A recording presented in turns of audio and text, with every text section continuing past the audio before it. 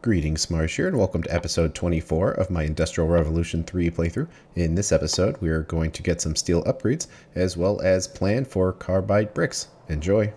Well, most immediately relevant is the problem we were running into before, where we had issues with our sulfur production, and if we could mine out some sour gas, we would be able to make it whenever we needed to and not just consume extra oil. And we would do that with the electric derrick. But as you see, it does require other steel parts. So we will have to make those. But the idea here is it's similar to the copper derrick, except it can be used on anything, and it can use modules. And let's see, its mining speed is 1 per second, and this one is also 1 per second. So the speed's the same, but it mines more things. We'll have to keep an eye on power production here, so we are not burning any more liquids, because we finally got rid of it all, so we have to make sure that the coal power plant can keep up. And there's lots of stuff we could research. We can do the better Nixie tubes now. They're just more digital. We can do the big number or the smaller one, which has 2 numbers on it. It's hard to know what to pick.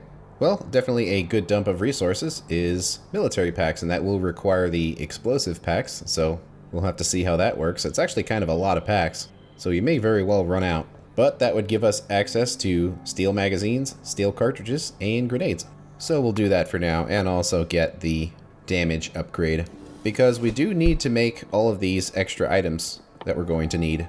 So we're already making steel beams, so what else would we want to do? We want to try to do it in an order that makes sense. Well, the beams go into a bunch of stuff, but things we would automate would essentially be the power poles, the frames, and the steel turret frame. But that's a pretty complicated item that we would probably save for the main bus, and we don't really need to worry about right now. The large frame, also potentially yes, but it requires the advanced computer, which is the tier 2 of computing. And then looking at the power poles themselves, they don't really require anything too special. So in this situation, I don't think it really matters. We are getting to the point to where the recipes are getting complicated enough to where doing it with a mini bus here isn't really going to work anymore. I mean, it still does, but it's becoming increasingly less effective. I would say having logistics robots is probably the point that you want to switch to having a main bus. We won't have access to the full logistics. That's going to require the chrome packs and the electrum packs, so we can use robots to move items around everywhere. But what it does give us access to is the passive provider and storage chests, which will then allow us to clean up our inventory. And we are getting quite close to that. So I would say our goal should be getting these robots, and then we can make a main bus and then worry about everything else later.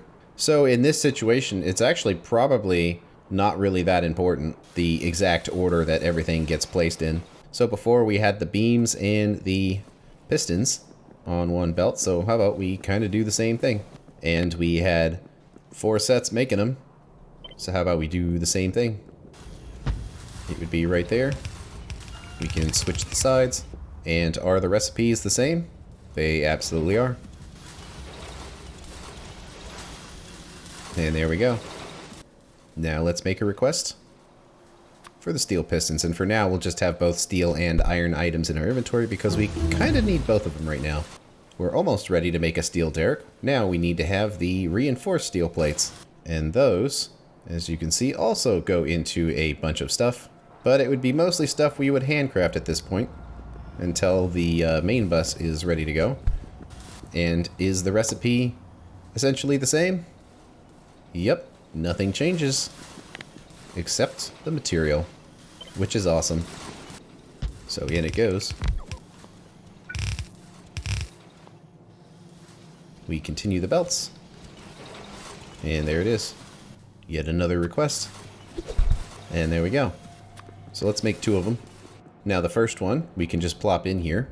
However, there is an interesting consideration to make, because first, we definitely want to replace this, because at least now it has indicator lights, and we are in the steel age. But we actually have 2 module slots, so we could speed up the production of this free steam if we used, say, speed modules. But would we want to? Well, let's do a planner for this. Hopefully, it will work. Where our goal is steam out of a steam fisher, and will compute by element work?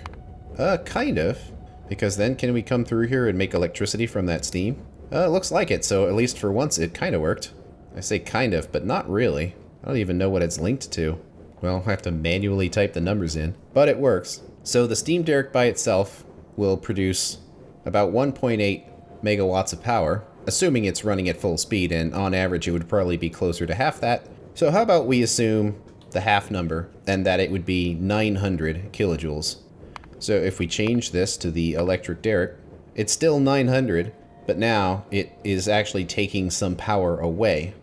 So if we used efficiencies, it would clean it up, but technically it's less efficient because it's still consuming power for the same amount of speed, where the copper derrick did not do that. But what happens if we speed it up instead with, say, 2 speed modules? Does it make up for it? So that would give us an extra 40% speed, and it would produce 1.3 megajoules. So it would be somewhere around 1.1, which is higher than the 900. So basically, this will produce a tiny bit of pollution, but it will create more free power by using the electric derrick with some speed modules, because the speed modules just help it get through its cycles faster. And it's nice seeing one more electric thing in the factory. And we're actually getting quite close to maxing it out. But now we need to concern ourselves with always having a little bit of sulfur on hand. So first we need to deliver some sour gas, and this is where the connection would be. So that's probably where our logic should be as well. And the rest of these pipes will just keep going. This is actually quite close by. So we plop it in there. And we could increase the speed of this by using the speed modules.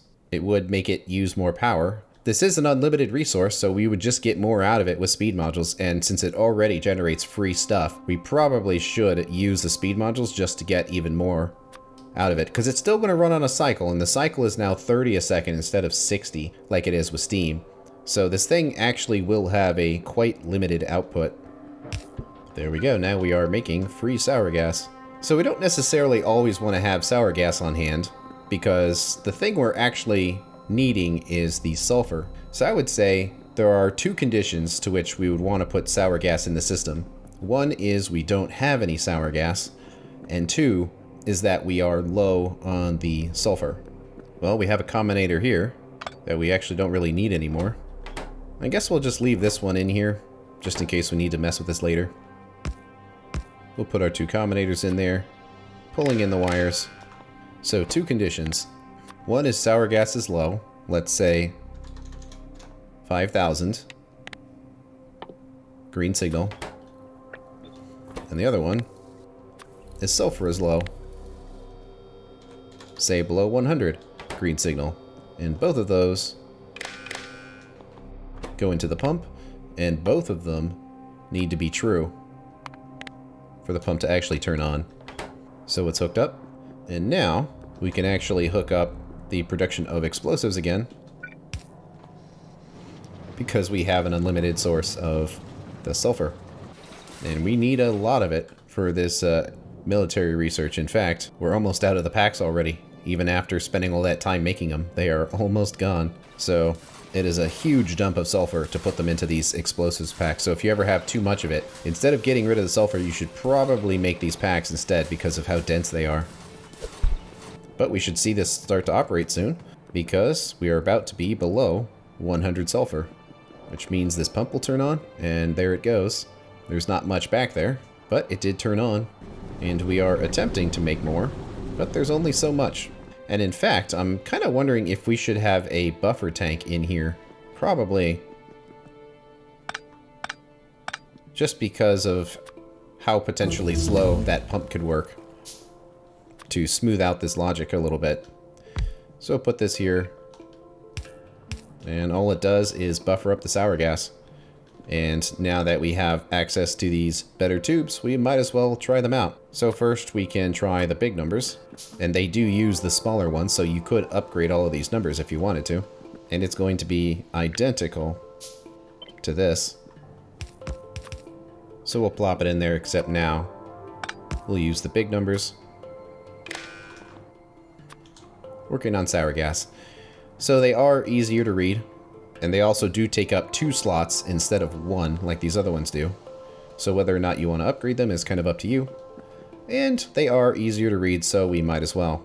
And luckily they do upgrade from the other Nixie tube types, and I'm noticing we're doing some handcrafting of those basic items. So we probably want to do something about that, but also it won't take too long to go through these, so it should be fine. But yeah, we have some free sulfur now, but it only goes so fast, and it's also only going to get slower. So that's basically the limit of what we can do for now. Unfortunately, I don't think there's a fast way to replace these tubes. So you're just going to have to come in here and change them all one at a time, and connect the wires one at a time too. And already getting achievements. Well, we ran out of materials to handcraft with, so I guess that means we need to make some more here. Of these remaining steel items, which ones do we want to have in our inventory? It's probably going to be basically all of them. It tends to be how this works. So steel plates, oh yes, goes into lots of things we might want to make. Steel gears, actually less so, surprisingly. This is kind of why it's worth checking, that although we would definitely want motors and gyroscopes, we probably wouldn't be handcrafting those, and the only other two things we would only need to make one time for our inventory. So actually steel gears is a no, whereas plates is basically a yes, because it goes into things like washing plants and lots of random stuff we might want. Rods? Yeah, it does go into stuff. Not much, but basically yes. And rivets is a yes as well. So it's plates, rods, and rivets. So let's find a spot we can do this. We probably want to save this area right here for our power poles. So how about right here we can do them on the end. And I believe they would pick up from here. So it would be plates, rods, and then rivets, which would come from those rods. Of course, with the appropriate modules, requesting the steel plates, the steel rods, and the steel rivets. Oh, it looks like we've made it through all of our bricks, which means time to lay more. And we are starting to collect kind of a bunch of random stuff in our inventory. Uh-oh. Flickering. Means we are out of power. Well, luckily we have enough coke to basically do several power plants here. Oh, not making steam engines, because no iron beams and pistons. That's interesting. Was there just an inserter here that got removed? Well, this thing takes a lot of resources. I think even one on each side wouldn't be enough. It's kind of a funny way of doing it, but it's going, so that was weird. Well, we definitely don't want to be running out of power. And we know we don't need the steam derrick anymore, so we'll just crush it. And this is something to handcraft. We need lots of stone bricks. Although we would get lots of stone bricks if we place some concrete down. And that should help us a little bit. So we don't have to grind all of these bricks away. And more achievements. And actually one other thing we don't need anymore in our inventory are the iron chests. Because now we can make the steel ones, and they hold an extra 10 each. Got to be careful about copying this over, because we actually don't want to do that. We just want the bigger slots. Alright, well that research is done for now. I suppose we can also do the better power poles, so we'll hit those. One other thing that would be cool is we can do graphite, which comes from graphitic coke, and that is produced in two ways. One, it's the other use of the bitumen, where we add coke to a bitumen and we get 2 graphitic coke out of it. You can burn the graphitic coke, however, it is a 125% fuel pollution recipe, which is bad, and also it doesn't actually generate any extra fuel because one coke started as 6 megajoules. So if that turns into graphitic coke, you don't actually make anything, so you really don't want to burn it. But that's where the bitumen goes, which is why I wanted to save it. And if you find yourself completely out of the bitumen, you can also make graphitic coke by just taking regular coke and adding the heavy oil to it. So let's do that, because we're trying to aim for getting the silicon carbide bricks here, and that would require silicon, which is getting us quite close to electronics. But silicon comes from silica and a coke, and it is an alloy recipe. And then finally, we would add a lot of silicon and a lot of graphite to make a silicon carbide brick. And then we do all of that, which gets us to the gas furnace. Gas-fueled furnaces with decent energy efficiency. And it is basically a very efficient and clean furnace, except it runs on natural gas as opposed to electricity. And it's kind of interesting how it goes full circle, where your first furnaces run on coal and solid items, and then you switch to electric, and then you switch to gas. But that's our end goal for this path, and mainly we're doing it so we're not going to be overloaded on the bitumen anymore. And it also helps because we're really just throwing away the natural gas anyway, so you might as well put it to good use and throw it in some furnaces. And looks like more drills are running out. Just about at the point where we need to hook up the tin ore as well. But for now, we just need to do another power plant, and hopefully it can be exactly the same here. And if we did this properly, which we did, now they line up quite nicely with each other. And I guess we'll snake the belt and have it come the other direction. Lots of little scrap bits we have to deliver. And when we have logistics robots, we'll be able to do that automatically and not have to keep running around like this. It's not too big a deal to do it, but nonetheless, having it automated with robots is even better. And also we need to remember that we have this special system here with these electric lines, so we need to make sure that they do not mix. So we'll get that connected. And if it's correct, yep, it's only the inserters that are on that network. And basically we kind of need to go through the factory and find any situation where having the bigger chest would actually be useful, like dropping off the stone right there. We probably don't have to like go one chest at a time and find every last one of them, but we should at least every time we run by a chest that isn't steel to ask ourselves, should it be? But there we go. We can do the snake of coal, which I guess in this situation is a combination of charcoal and coke. So everything should calm down now, and looks like it. We've got a lot more power now. Even with all those efficiency modules, our electric furnaces are still the main energy consumer. And we do have some iron scrap, so we're just at the point now of scrapping things made out of iron.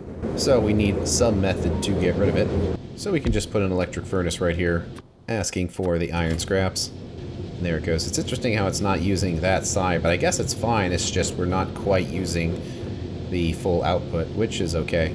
However, one thing to keep in mind for our trains is that we really want to have a storage capacity for the entire train in these chests. And if we replace the iron ones with steel, they will have that.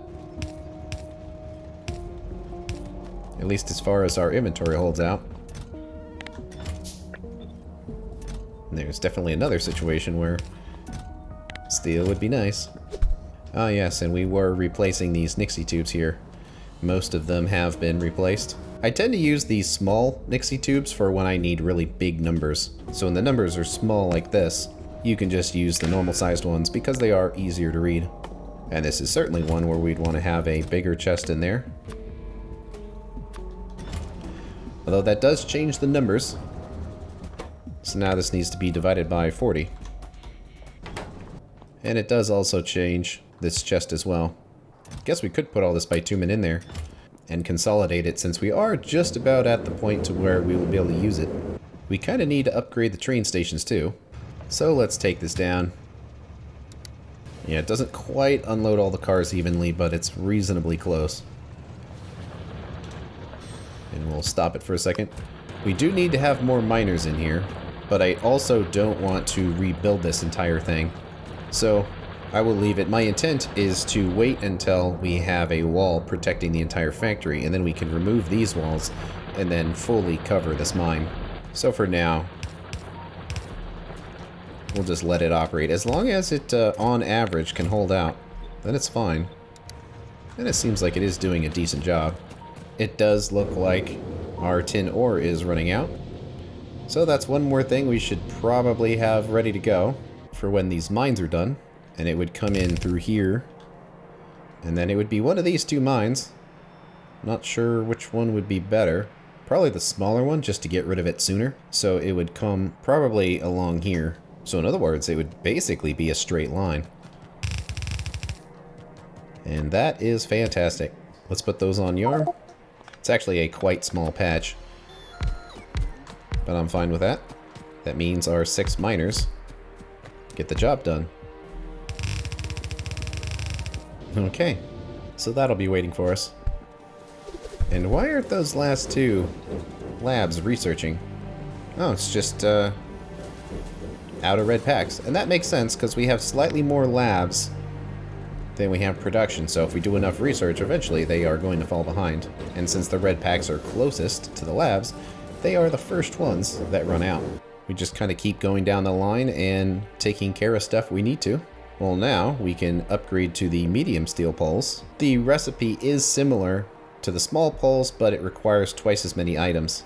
And then to make the large steel pole, or in this case the large steel pylon, it is a slightly different recipe where instead of just wood, now it's steel beams and a lot of them, and it uses rods instead of iron plates, but still uses the heavy copper cable. We can either make these poles on the end where we're already making the steel beams, or we could do it like here where we were just making it on site. Since space isn't much of an issue anymore, we probably can just build these right on the end where we actually have the resources instead of making them multiple times. So our goal on the end here would be the medium steel poles, which just requires a little bit of copper wire. So how much is that? One machine exactly. So if we did this and also just jump this across everything, there we go. We're making the medium steel poles, which means we don't need the small ones anymore. And that is barely out of range, but certainly we can push it into range. And there we go. To show the difference, they do have a similar graphic, but their wire reach is actually quite reasonable now. And also the coverage area is significantly wider. So whereas before we essentially had to do this to cover everything, now we can put two side by side and have everything be covered. To make use of that, we would have to completely redo builds. However, there are certain situations where it would be immediately useful, such as right here, where we can put these here, get rid of those poles, and then put them here. And by skipping those spaces, it then gives us room to put lights in. So it does help in certain situations. And it's another item we don't need anymore. Small bronze poles. And they're gone. The other thing we needed to do were the big poles, and we're doing those right here. And it is going to be somewhat different. However, it does require the copper cable. So we might as well just move this machine. I'm guessing the actual machine that's making the poles is going to be different, but we can get rid of that. And we are going to need to push the rubber down. We can put that somewhere. And I guess we should start the new spacing with these poles now that we're here, because we can make a difference with future builds. So we'll do that. Put the new machine here, now making the large poles, and we need a ton of rods. And technically we can just barely do it, although it is going to require super stacking these, which is something we haven't done in a while. So this would jump over there, and then those would come through. We'd have another group of them. Of course, modules for everybody. And those go in there, and then they go there. And there's the bigger poles. Put another one right there. And how many steel beams? Well, basically all of them, unfortunately. But we really can only make 2.5 of them a second. And that's within what one inserter can do. So there's really no point in taking it any harder than that. So that one will do. And then the last thing we need on the end here is those copper cables again. And luckily, everything lines up. And this just does not reach. Although we could make it reach if we just move this over. And would this better pole reach that? Unfortunately, no. Since we have lots of extras of the heavy copper cable, let's just throw them in there. So it's temporarily running. But we do need to get the rubber in here, which means all that has to be connected again. And there we go. One more replacement. Now, we want the large ones. And there we go. So the difference here is that these are the vanilla ones, where we were dealing with a wire reach of 16. With those wooden ones, now we have 32. And it's actually quite reasonable again, instead of having all these poles. But I don't know if I want to go through the factory and just replace all of them. But certainly anytime we are picking them up, because we are moving them, we would definitely want to use the better ones. But that's one more set of things we don't need. Large wooden poles. And there we go, we're done with those gas furnaces. So now we can pursue making that silicon. And there we go. The factory is now completely covered with concrete. So of course, after that, it means we have to expand the concrete.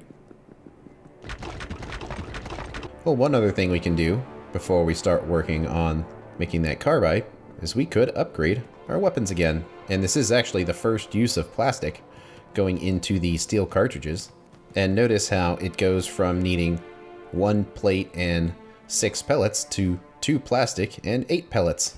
And this is actually pretty big, because if you look at the damage, it's 12 times 5, 12 times 6, 12 times 7, and then it's 16 by 9. So not only do you get an extra 4 pellets, but each pellet does 2 more damage. So the steel cartridges are way better than the iron ones. And then as far as the steel magazines, they do get an extra +2 damage. So they are definitely worth it. We might as well do this in the same spot as these other ones. So we'll switch over to steel here, switch over to steel there, and switch to the steel pellets. See what the numbers are, they look great. Switch those over. And that's plenty good for the magazines. So right out of the gate, we can upgrade to the steel magazines. There we go. However, we do need to get the plastic in here. And down here is probably the most out of the way place to do it. And we do have a pipe running here, which is another good place to run a belt. So how about we run it through there. And now we're going to start using our oil again. And we might as well have this belt basically going straight in. And while we're waiting for it to get here, we can use Helmut and at least attempt to make a plan for our silicon carbide bricks. It must be made in an electric alloy furnace. We'll put the efficiency modules in there. And how about let's go down silicon first. See if this is a direct insertion. And it kind of is. Does require a lot of resources though, but it could work. But we also need the silica and then the stone. So that's kind of interesting, where we have 1 into 2 and then into 4 and then maybe direct insertion from the other side. I'm not sure if it would all reach, but that's kind of something we can do. And then we would need graphite on the other side, which would come from the graphitic coke. And then we could either set it up based on our output of oil or the bitumen. I'm guessing we're probably going to make a lot more oil than bitumen if it's running at full blast. And we definitely would, 125. So let's see what this would look like. It's actually quite a lot. I don't know if we're going to need anywhere near this much. 6 carbide bricks. I guess it depends on what it goes into. Basically the furnaces. So the gas furnace, blast furnace, arc furnace, and the metal cast. I mean, the arc furnace certainly requires a lot. So the gas furnaces do require 20 of them, so if we're only making like 1 of these a second, it might take a long time to build them up. There we go. We got our perfectly clean numbers. It is a pretty big setup, but ultimately we potentially could need a lot of these bricks in the future. It does basically use up our entire factory's worth of coke though, which seems optimistic at best. Oh hey, look at that. We're actually building up sulfur. So did this shut off properly? Looks like it. It is not running anymore. So now sulfur is just building up, and eventually it will overload and we'll have to do something about that. But there are things we can do. We'll just let it basically fill up all the way first, and then we'll go from there. No plastic got here. And there it goes. So now we need steel cartridges. There we go. So although we're going to need a lot of these bricks eventually, we don't really need a lot of them right now. So if we cut this whole thing in half, it would still be a perfect ratio, and it would be more modest in size. So that looks pretty good. And we are assuming that we're making the coke from the heavy oil, but we'll also have a setup to consume all the bitumen. However, that's the end of this episode. On the next one, we are going to build the setup, make carbide bricks, and start consuming some natural gas. Thanks for watching. I'll see you later.